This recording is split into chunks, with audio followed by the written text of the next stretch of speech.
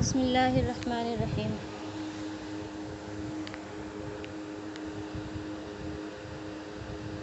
قرآن کریم کی آیت سے سبق کی ابتدا کی جاتی ہے۔ نمبر 1، کامیابی کا معیار۔ اعوذ باللہ من الشیطان الرجیم، بسم اللہ الرحمن الرحیم۔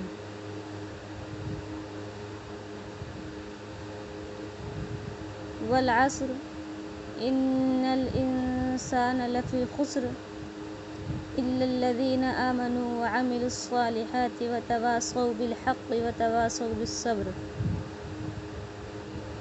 زمانے کی قسم، بے شک وہی انسان کامیاب ہے جس کا عقیدہ درست ہو، عمل سنت کے مطابق ہو، اس حق بات، صحیح عقیدہ اور سنت عمل کی تبلیغ و اشاعت بھی کرتا ہو۔ یعنی انسان وہی کامیاب ہے جس کا عقیدہ صحیح ہو اور اس کا عمل سنت کے مطابق ہو، اور صحیح عقیدہ اور سنت پر عمل کرنے کی تبلیغ و اشاعت بھی کرتا ہو، یعنی لوگوں کو دعوت دیتا ہو۔ اگر اس تبلیغ و اشاعت پر مصائب و پریشانیاں آئیں تو ان پر صبر کی تلقین بھی کرتا ہو۔ یہاں اللہ تعالیٰ کہہ رہے ہیں زمانے کی قسم ہے، انسان در حقیقت بڑے گھاٹے میں ہے، سوائے ان لوگوں کے جو ایمان لائے اور نیک اعمال کیے اور ایک دوسرے کو حق کی بات نصیحت کرتے رہیں اور ایک دوسرے کو صبر کی نصیحت کریں۔ یہاں یہ کہا جا رہا ہے کہ وہی لوگ کامیاب ہیں جن کا عقیدہ درست ہے اور عمل سنت کے مطابق ہے۔ یعنی زمانے کی تاریخ اس بات کی گواہ ہے کہ جو لوگ ایمان اور نیک عمل سے محروم ہوتے ہیں وہ بڑے گھاٹے میں ہوں، اس لیے کہ ایسی بہت سی قوموں کو دنیا میں ہی آسمانی عذاب کا سامنا کرنا پڑا، اور ہر زمانے میں اللہ تعالیٰ کی نازل کی ہوئی کتابیں اور اللہ تعالیٰ کے بھیجے ہوئے پیغمبر خبردار کرتے رہے ہیں۔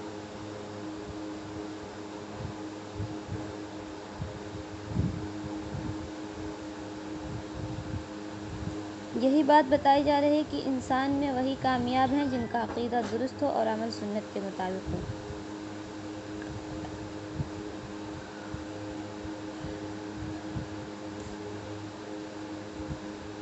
عمل ہی ہے جو آپ کے ساتھ جائے گا آپ کے موت کے بعد، ورنہ مال ہے، دولت ہے، اولاد ہے، سب اس دنیا میں رہ جائیں گے، کوئی آپ کے ساتھ نہیں جانے والا۔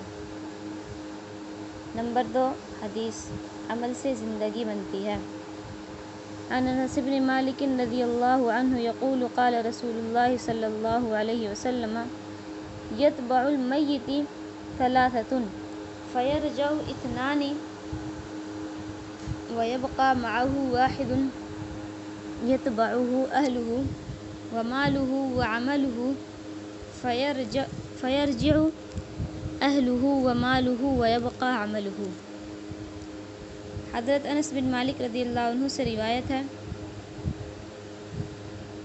کہ رسول اللہ صلی اللہ علیہ وسلم نے ارشاد فرمایا، میت کے پیچھے 3 چیزیں جاتی ہیں، 2 لوٹ آتی ہیں اور ایک اس کے ساتھ باقی رہ جاتی ہے۔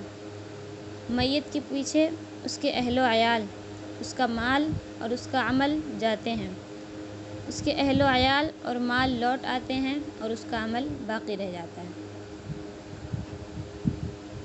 حدیث میں بھی یہی بتایا جا رہا ہے کہ میت کے ساتھ صرف عمل باقی رہ جائے گا، اس کے اہل و عیال اور مال واپس لوٹ آئیں گے، کوئی کام آنے والا نہیں ہے۔ اگر کوئی چیز آپ کے کام آئے گی تو وہ آپ کے اعمال ہیں۔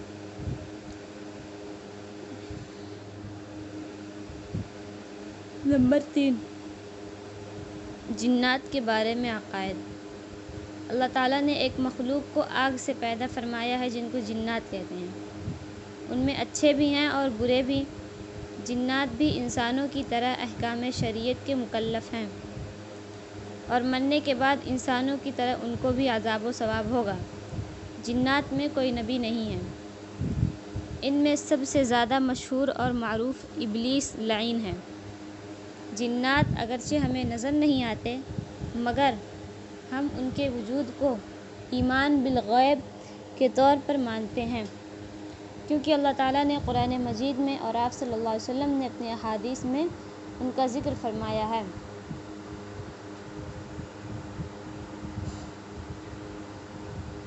جنات اللہ تعالیٰ کی ایک مخلوق ہے جو آگ سے بنائی گئی ہے، اور جناتوں میں اچھے اور برے ہر طرح کے ہوتے ہیں۔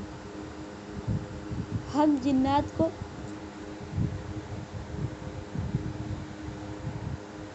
جنات کے وجود کو ایمان بالغیب کے طور پر مانتے ہیں۔ ہم انہیں دیکھ نہیں سکتے، لیکن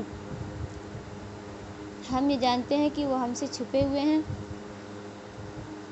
اور ہم اسے اس لیے بالغیب مانتے ہیں کیونکہ اللہ تعالیٰ نے قرآن میں اور آپ صلی اللہ علیہ وسلم نے اپنے احادیث میں ان کا تذکرہ فرمایا ہے۔ نمبر 4، میت کو غسل دینے کا مسنون طریقہ۔ میت کو غسل دینا فرض کفایہ ہے۔ چند خواتین مل کر میت کو غسل دے دیں تو سب کی طرف سے فریضہ ادا ہو جائے گا، ورنہ سب گنہگار ہوں گی۔ فرض کفایہ کہتے ہیں جو چند لوگوں کی طرف سے کر دیا جائے وہ عمل تو وہ سارے لوگوں کی طرف سے ادا ہو جائے گا، اور اگر کوئی نہ کرے تو سب گنہگار ہوں گے۔ غسل دینے کے لیے درج ذیل سامان کا انتظام کریں۔ نمبر 1، غسل کا تختہ۔ نمبر 2، قینچی۔ نمبر 3، چھوٹی چادریں۔ نمبر 4، صابن۔ 5، 2 عدد تولیے۔ 6، مشک اور کافور۔ 7، دستانے۔ 8، 2 ٹب پانی۔ 9، پانی ڈالنے کے لیے ڈبہ۔ 10، روئی۔ 11، بیری کے پتے۔ نمبر 12، ٹیشو پیپر یا ڈھیلے۔ نمبر 13، کفن۔ نمبر 14، چارپائی۔ میت کو سنت کے مطابق غسل دینے میں جو مراحل پیش آتے ہیں انہیں بالترتیب تحریر کیا جاتا ہے۔ یعنی آگے دیکھیے،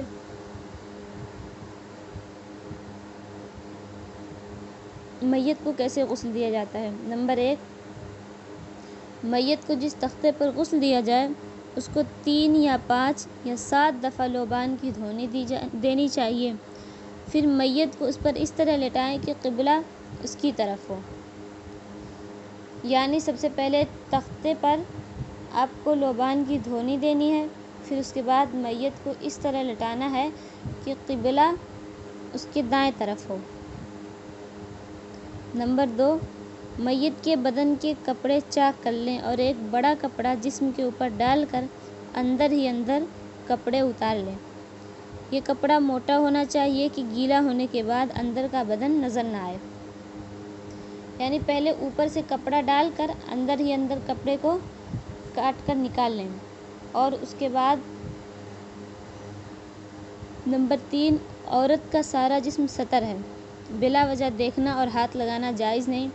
میت کو استنجا کرانے اور غسل دینے میں اس جگہ کے لیے دستانے پہن لینے چاہیے یا کپڑا ہاتھ پر لپیٹ لینا چاہیے، کیونکہ جس جگہ زندگی میں ہاتھ لگانا جائز نہیں وہاں مرنے کے بعد بھی دستانوں کے بغیر ہاتھ لگانا اور نگاہ ڈالنا جائز نہیں۔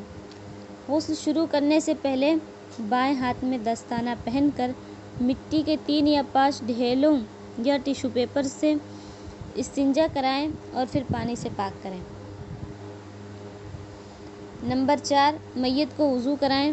وضو میں گھٹنوں تک ہاتھ دھلائیں، نہ کلی کرائیں اور نہ ہی ناک میں پانی ڈالیں، بلکہ روئی کا پھایا تر کر کے ہونٹوں، دانتوں اور مسوڑوں پر پھیر کر پھینک دیں۔ اس طرح یہ عمل 3 دفعہ کریں، پھر اسی طرح ناک کے دونوں سوراخوں کو روئی کے پھائے سے صاف کریں۔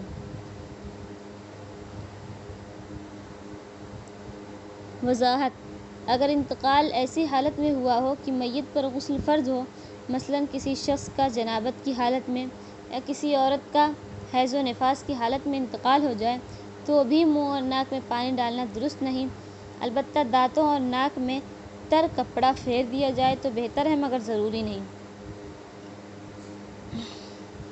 پھر ناک، منہ اور کانوں میں روئی رکھ دیں تاکہ وضو اور غسل کے دوران پانی اندر نہ جائے۔ پھر منہ دھلائیں، پھر ہاتھ کہنیوں سمیت دھلائیں، پھر سر کا مسح کرائیں پھر 3 دفعہ دونوں پیر دھلائیں۔ نمبر 5، جب وضو مکمل ہو جائے تو سر کو گل خیرو، ختمی، بیسن یا صابن وغیرہ سے مل کر دھوئیں، یعنی وضو مکمل ہونے کے بعد سر کو دھل دیں۔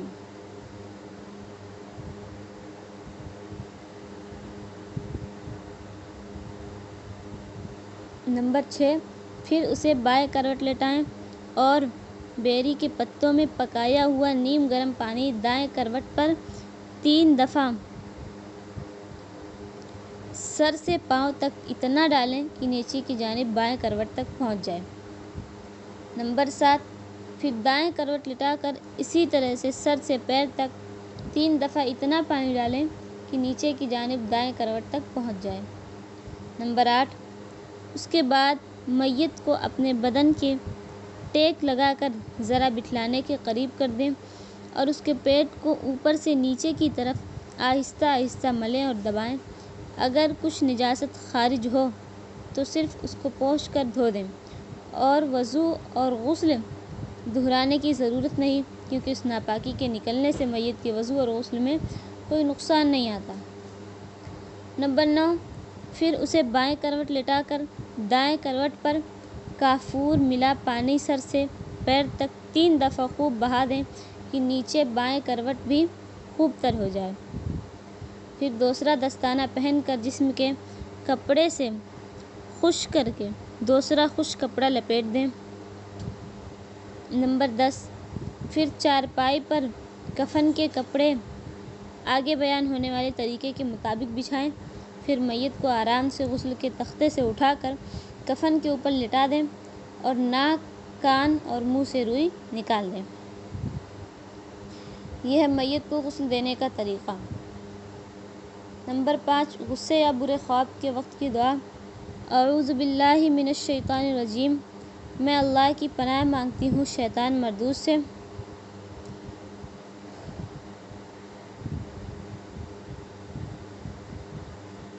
غصے یا برے خواب کے وقت کی دعا ہے اعوذ باللہ من الشیطان الرجیم۔ اس دعا کے ساتھ 26واں سبق بھی آج مکمل ہو گیا الحمدللہ۔ اگر آپ لوگوں کو کچھ پوچھنا ہے تو پوچھ لیں۔